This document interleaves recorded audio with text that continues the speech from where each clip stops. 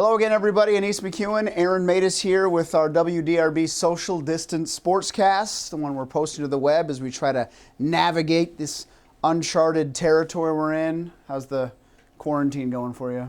I'm learning all the new things that I want to try that I have for years and years, which I'm sure a lot of people are also experiencing. Years and years that I was going to do, and now I'm finally doing it. Like, I've got a knitting kit. Wow. 2020 niece wasn't thinking she was going to learn knitting, but it's going to happen probably. Puzzles? I hate puzzles, but but I'm looking at them. Yeah. People have sent me puzzles. I'm like, maybe I do that puzzle now.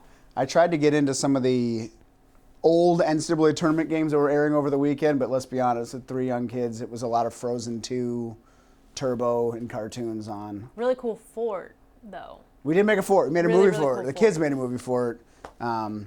Just one more thing to try to keep them busy. And then throw them outside to try to burn off some steam. I was impressed. More news in the sports world, and again, unfortunately, has to do with cancellations. Cancellations, postponements. We've gotten word from Dick Pound, who's a committee member for the Olympics committee, and he said that it's going to be postponed. They haven't set a new date yet. They just know it's not going to be July 24th, as we previously thought, but we all kind of knew as this thing developed and developed quickly, it would be a shocker if any of these sports got in, and as it turns out, none of them will. But it's a complicated thing, as I was reading yesterday. Not only do you have to think about venues for the Olympics that may not be there down, the line, you also have to think about, do we have enough time for the athletes to train and be prepared? And then thirdly, you have to keep in mind all the people who bought tickets and paid for trips to Tokyo in that time. Can they move it? Can they still come? Do you refund that money? It's a big, complicated thing, and I do not envy them. Yeah, Olympic trials, they'll have to find venues for those. Canada had said they weren't going to send their athletes, or swimming anyway, had said they weren't going to send their athletes for sure, had they done this summer. So that was a mess, but as Annice said, we kind of saw that one coming. It was just a matter of when they're going to make the announcement. We do have some more postseason basketball accolades that have happened.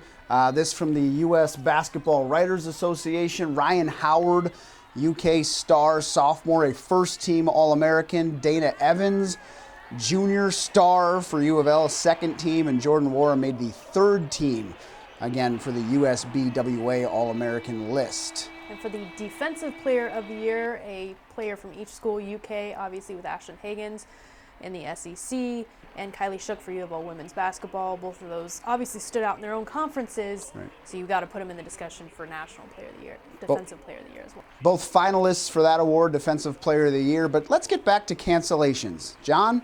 Sunday was supposed to be the boys' Sweet 16 championship game at Rupp Arena.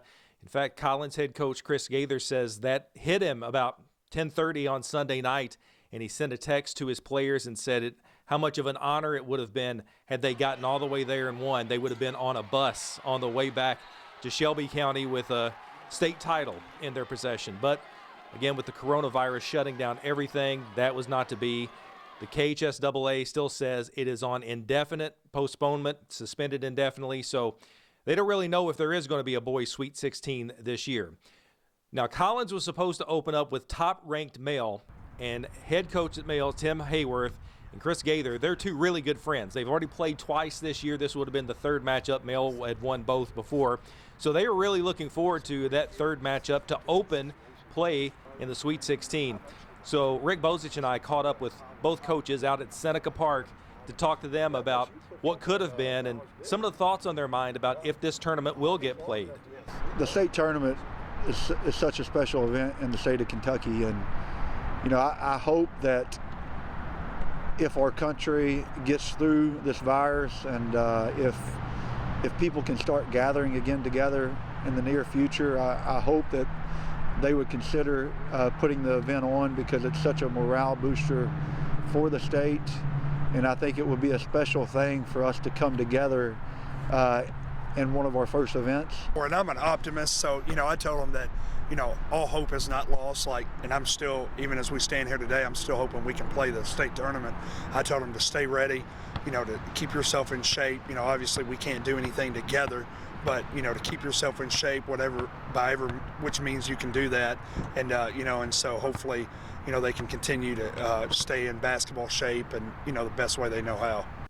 Both coaches are cautiously optimistic that the Sweet 16 may be played sometime down the road. We just don't know yet. Rick Bozich has much more with these two coaches up right now on WDRB.com. I'm John Lewis, WDRB Sports. I feel bad for Maximum Security. I know he doesn't read the papers. The FBI didn't interview him as part of its recent doping investigation in horse racing. Still, he's a hard luck story if ever there was one. Here's a colt who came out of nowhere. And yes, maybe he came out of nowhere because he was running on rocket fuel when everybody else was running on oats. But that's not the horse's decision. If FBI documents and wiretaps are to be believed, trainer Jason Service was loading up his stable, including Maximum Security, with an undetectable performance-enhancing drug.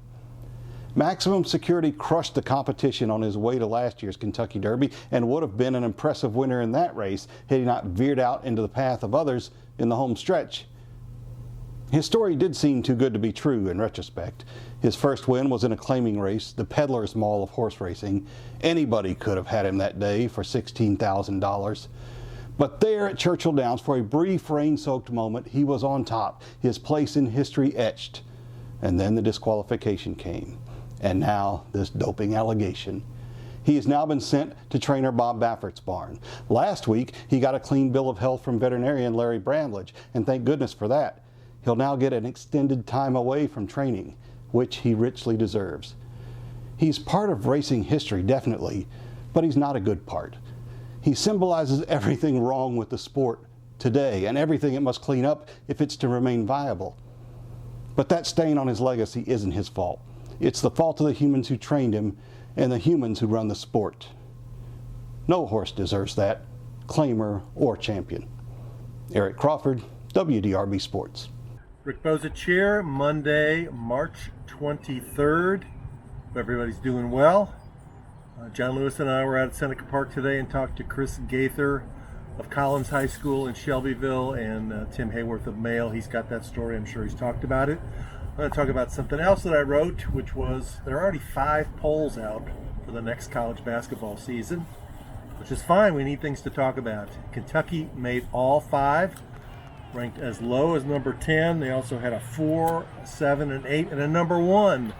Who did that? Zach Braziller of the New York Post.